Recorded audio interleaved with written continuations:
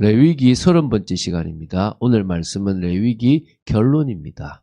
레위기 20장 7절 8절 말씀을 합독하고 레위기 전체를 한번 이렇게 오늘 정리해 보는 시간이 되었으면 좋겠습니다. 그러면 레위기 20장 7절 8절 2절 말씀을 한 목소리로 합독하겠습니다.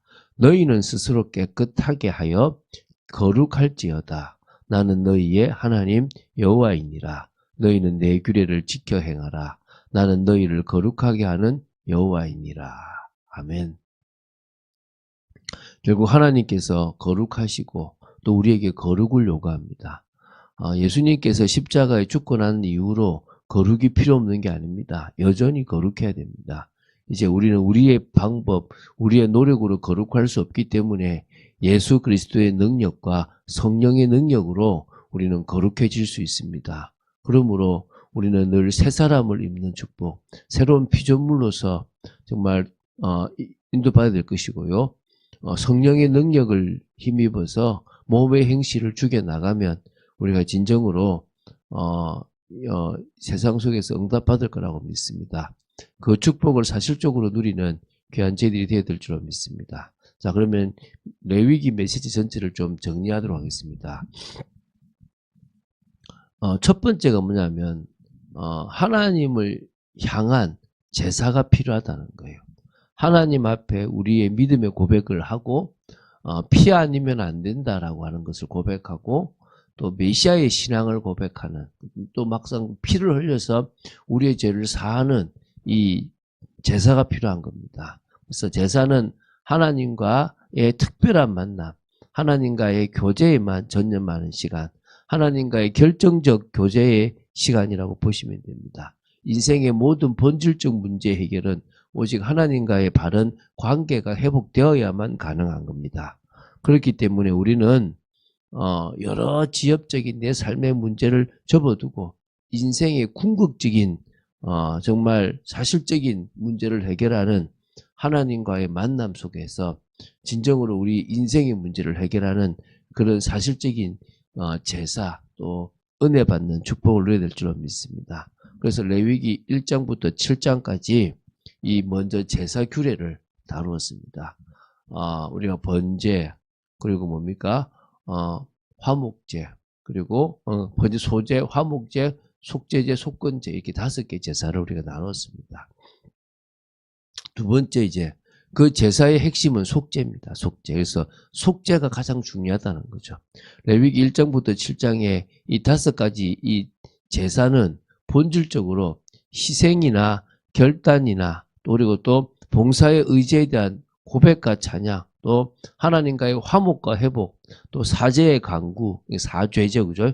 그리고 회개와 배상, 이런 여러 가지 이렇게 우리가 하나님 앞에 요약할 수 있습니다. 그러니까 번제는 우리 봉사하겠다. 그리고 소제는 정말 찬양과 어떤 믿음 고백이고요. 그리고 화목제가 하나님과의 화목을 회복하는 거고요. 속죄제가 사죄의 의미가 있고요. 속건제가 회개와 또 그리고 또 정말 배상에 대한 부분들이 있습니다.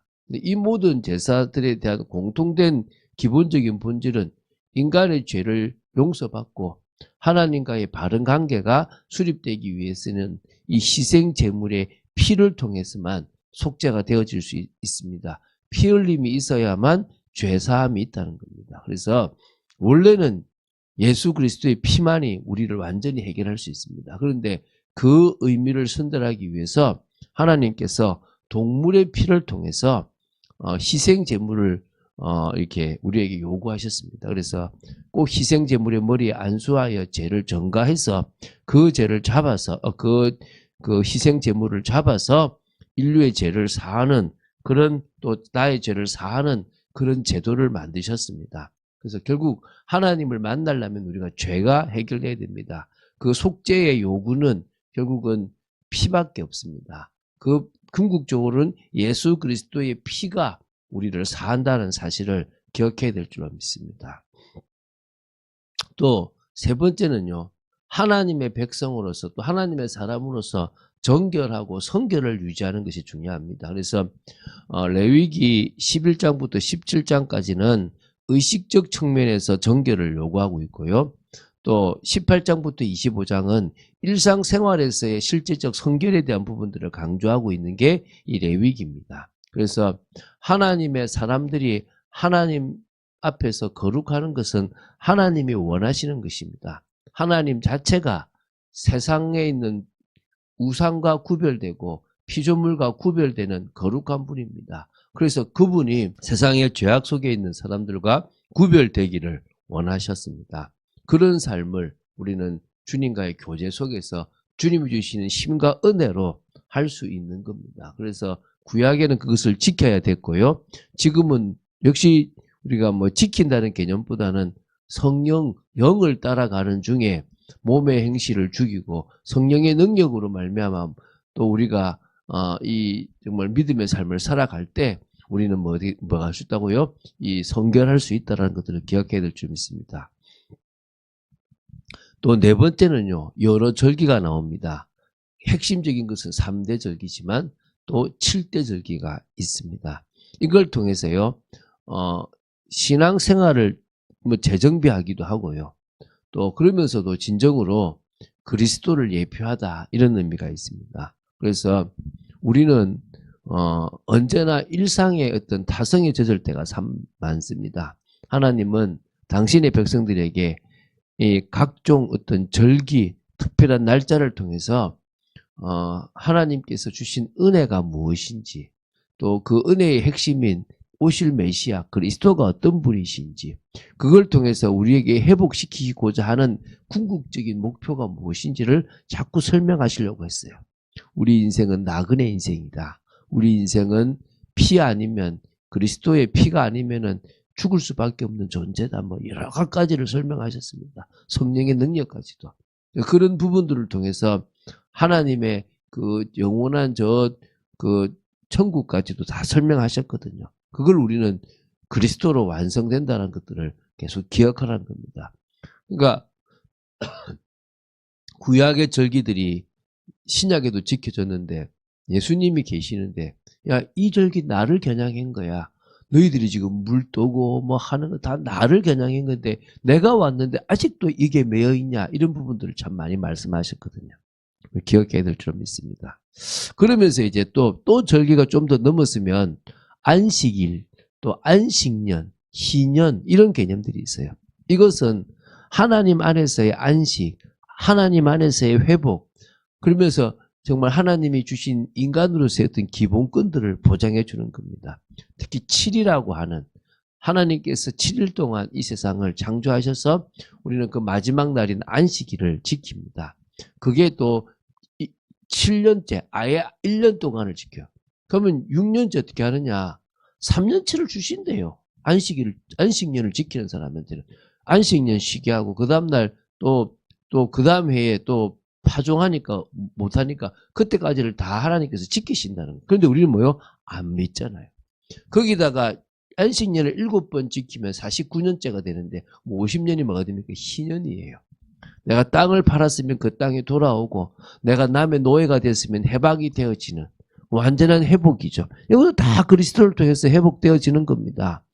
이 모든 것들을 하나님께서 허락하셨어요. 이런 부분들에 대해서 우리가 조금 더 깊이 있게 안다면, 그리스도로 완성되는 축복이 얼마나 큰지, 그리스도 안에 있다는 게 얼마나 귀한 건지, 우리의 마지막 목표가 어딘지, 이런 것들이 정리가 되는 겁니다. 하나님은 우리가 이런 것들을 정리하고 믿음의 삶을 살기를 원하시는 겁니다. 그래서 하나님은 당신의 백성들 사이에서는 기본적 신분과 평등이 유지되기를 원하시는 부분들까지도 결국 있습니다. 그래서 너무 부익부 빈익빈으로 살지 않도록, 또 한 번 주신 땅은 영원한 다시 기회가 되도록, 또 고혈 제도를 통해서 그런 이렇게 정말 기업을 물어줄 수 있도록 또 그렇게 역사하셨습니다. 그리고 이제 6번째는요, 순종과 불순종의 결과입니다. 요거를 짧게도 나오고 핵심적으로 나오는데요. 그러니까 하나님의 말씀에 순종했을 경우에 하나님은 어떤 복을 주시는가? 하나님의 말씀에 불순종하면 어떤 결과가 있는가? 그런 것들을요, 계속 말씀하셨어요. 이게 가장 많은 패턴이 있는데, 특히 26장이 이 모든 것들이 어떤 결정적인 마지막 마무리라고 보셔도 됩니다. 순종하면 7가지 이렇게 쭉 복을 주시고, 불순종하면 5단계로 마지막은 함께 흩으시고 어쩌면 이 땅에서 뱉어내 버리시겠다고 하는 그런 부분까지도 주신 겁니다. 지금도 우리가 결국은 하나님 앞에 믿음으로 순종하기를 원하시는 겁니다. 결국 하나님 자녀라고 하더라도 징계라고 하는 그 부분을 통해서 결국 주님 앞에 다시 회개하고 돌아서게 만드는 겁니다. 그게 하나님의 방법이라는 것을 기억하시기 바랍니다. 그리고 우리가 이 레위기 27장을 통해서 우리가 어제 봤지 않습니까? 앞에는 하나님께서 의무적으로 지키라, 순종해라 이런 거면, 이제 27장은 너가 자원하고 싶다면, 이 사람을 드리고 싶다면, 집을 드리고 싶다면, 밭을 드리고 싶다면, 그럴 때 어떻게 하라, 동물을 드리고 싶다면 어떻게 해라, 이런 부분에 대해서 내가 은혜를 받아서 자원하는데 오늘은 막 자원하고 싶어요. 내일은 아깝네, 이건 안 된다는 이런 부분에서요, 꼼꼼하게 우리 스스로가 우리가 받은 은혜들을 드릴 수 있는 부분들에 대해서 이렇게 말씀하셨어요. 어떤 의미에서 저는요, 참 레위기 27장은 많이 봤지만 이렇게 마무리되는 모습들을 해서 하나님은 우리가 우리의 마음을 다해서 하나님 앞에 자원하기를 원하는구나, 서원하기를 원하구나, 봉헌하기를 원하구나. 우리의 물질도, 우리의 인생도, 우리의 모든 것도 하나님은 우리가 드리기를 원합니다. 하나님이 그게 필요하겠습니까? 하나님은 우리의 그 어떤 것도 필요 없습니다. 하나님이 이 세상을 돌리시는 방법이기도 한 겁니다. 그것을 우리가 제대로 알고 성숙한 신앙인, 온전한 신앙인, 하나님을 기쁘시게 하는 신앙인의 모습을 가져야 될 줄 믿습니다. 예수님이 모델이잖아요. 예수님이 직접 이 땅에 십자가로 죽으셨습니다. 낮아지셨습니다. 하나님이 그를 높이셨습니다. 그 영광을 받으셨잖아요. 우리가 그런 축복을 받게 될 거라고 믿습니다. 그런 응답을 받아 누리는 여러분 되시기를 주 예수 그리스도 이름으로 축원드립니다. 주는 그리스도시요 살아계신 하나님의 아들이심을 고백합니다. 또 레위기를 마무리할 수 있도록 지켜주심을 감사합니다. 성령의 충만함 속에 또 저희들을 지켜주시고 인도하여 주시옵소서. 주 예수 그리스도 이름으로 기도드립니다. 아멘.